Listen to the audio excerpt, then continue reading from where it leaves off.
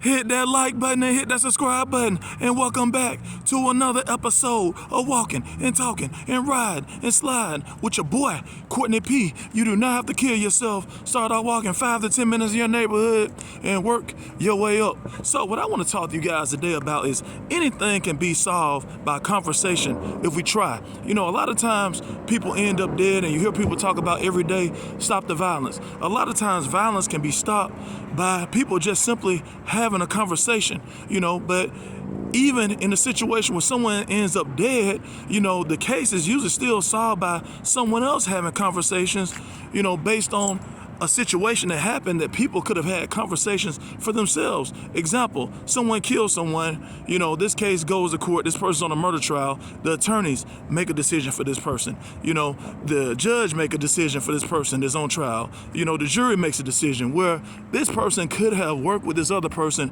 and made a decision for themselves. A lot of times in basic domestic disputes, with child support and things of that nature, the child's mom and the child's dad, they could have had a conversation and work this situation out when in regards to what's in the best interest of the child and money. But again, because no one wanted to have a conversation, the situation gets escalated, for whatever reason, and the situation ends up going to court. And again, the court usually ends up solving the child's, case, or the child's, situation, or determine the child's situation based on two parents that were unable to have a conversation, and come to a resolution themselves.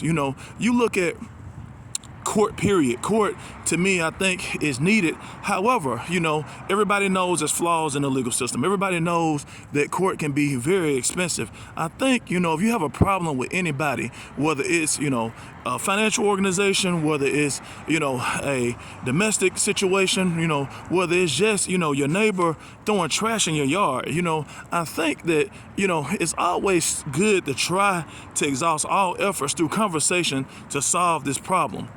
I feel like that's a big problem right now, the social deficiency of people where they don't want to have conversations anymore. And one thing about conversation, people say conversation rules a nation. If you are willing to have a conversation, with that person that you have a petty argument with, most times, you guys can come to a resolution. And I realize sometimes the best thing to do is just to walk away.